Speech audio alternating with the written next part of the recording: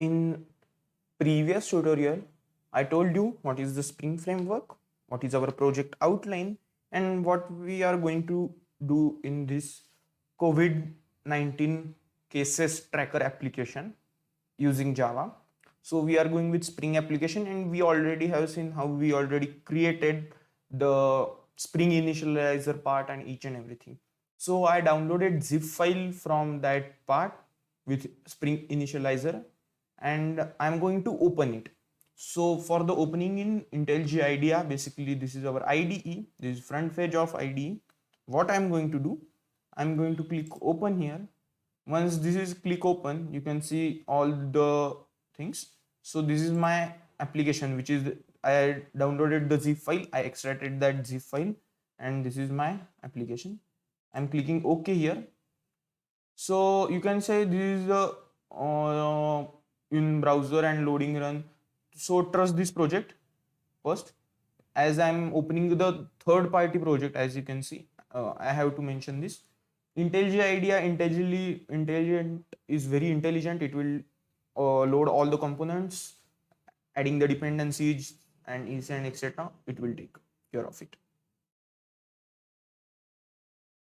So my IntelliJ IDEA is opening currently, so it will take time to opening me the current thing.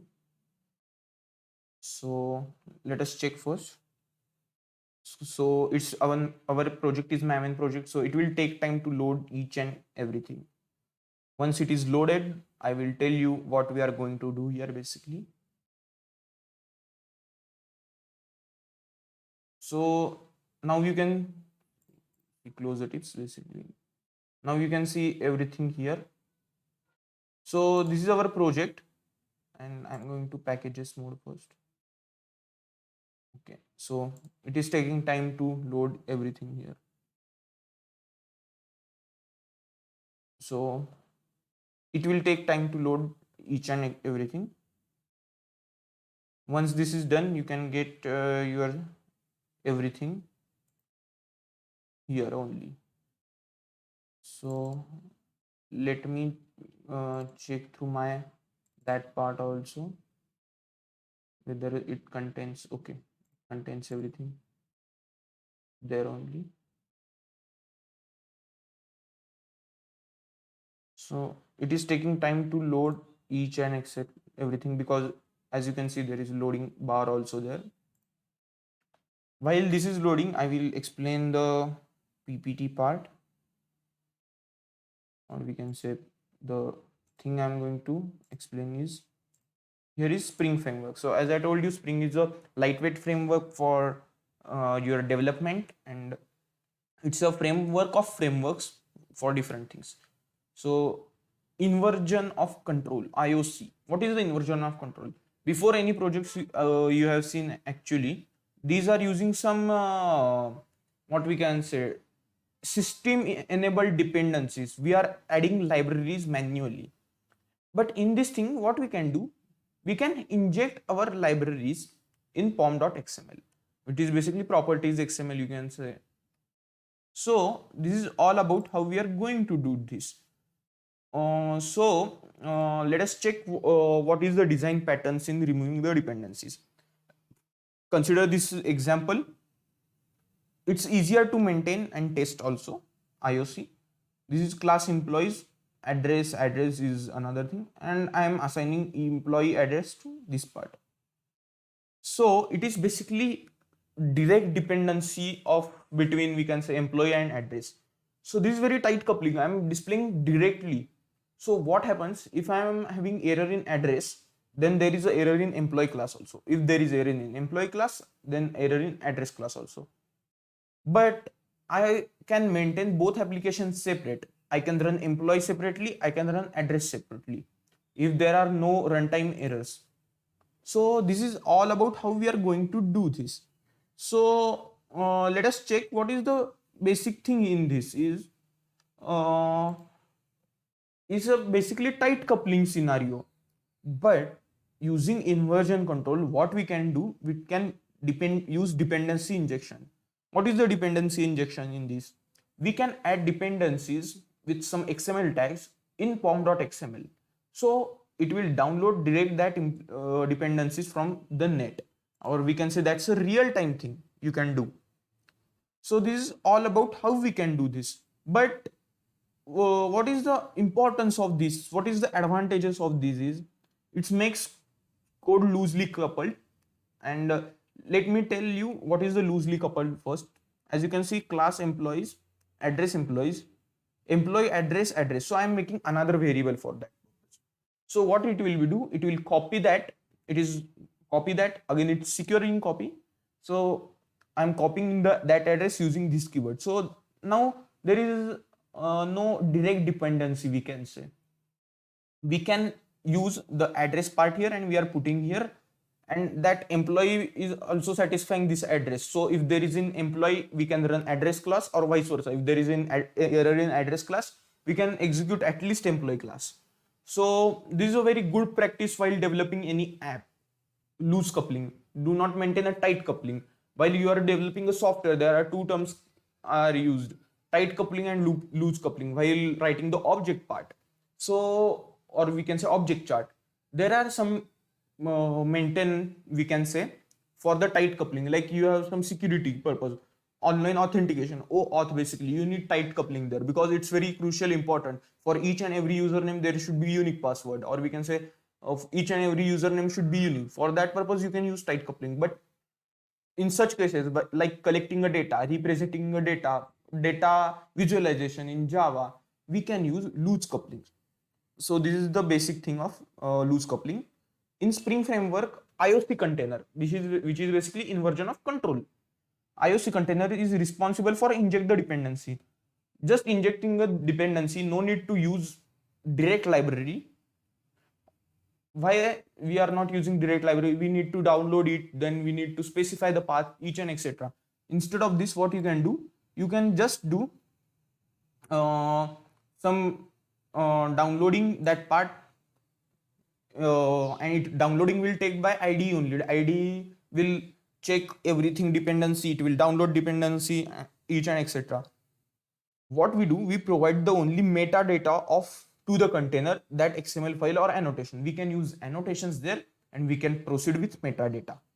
So advantages of dependency injection is it makes code loosely coupled, so it is easier to maintain and makes code easy to test. As our testing purpose is very important while developing any app, we required one thing. We don't want to test it again and again. We need to maintain the loosely coupled. If I'm not developed till employee class, we can say there are two classes we need to maintain, employee and address. Consider the scenario. We want to implement such part. But unfortunately, while testing purpose or due to time constraint, I cannot consider the employee class. I don't want to focus on employee class. I just want to test address class. This is a unit testing case basically. So for that purpose, we can use address class only, or we can run address class when it is loosely coupled. So this is basically of efficiency of dependency injection. So in this only I am going to explain how we are going to dependency inject, and I am using CSV data, which is basically comma separated files data. As you know, the XML things also, and in Excel thing also, we can store that data in a CSV format, which is basically comma separated format. So I am going to use dependency to produce it as a tabular manner, or we can say header manner, row manner. So for that purpose, I am going to use one free dependency, we can say Apache dependency for that purpose. In further videos, I'm going to explain that. So this is all about how we are going to do this. So take time to download each and everything. If it's your first time, like me only, you can see this is my output, and you can say this is loading. So it will take time to load each and etc. So give the time to IDE to load everything here, sync the data. It will take huge amount of time, as it is Maven project. It's not a simple AND project. It will take time for load each and everything. If this is your first Maven project, as I deleted everything related to Maven in my system, it takes time to download everything. So you can check here, this is downloading, and you can say shared index libraries. You can check each and everything here. So give the time to this. Meanwhile, while this time I will check this also, which plugins is downloading, which is basically this is Android jar files, then some Maven libraries also it's downloading, because these are files are using there, so it will take time. So meanwhile this project, let us see the why we are going with some Spring application, why we are not deploying using servlet application. Yes, we can do with servlet, but what is the disadvantage of servlets? You need, instead of using Spring, you need one dedicated server, you need to deploy that. Second thing, Spring is a framework, so you can use Hibernate and all the dependencies directly inside this. So it is a dependency, already contained dependencies things in Spring framework. Third most disadvantage of servlets is you have to run it again and again. If JSP is there, you have to reload it at least. And one more thing is there is no dependency injection concepts in servlets.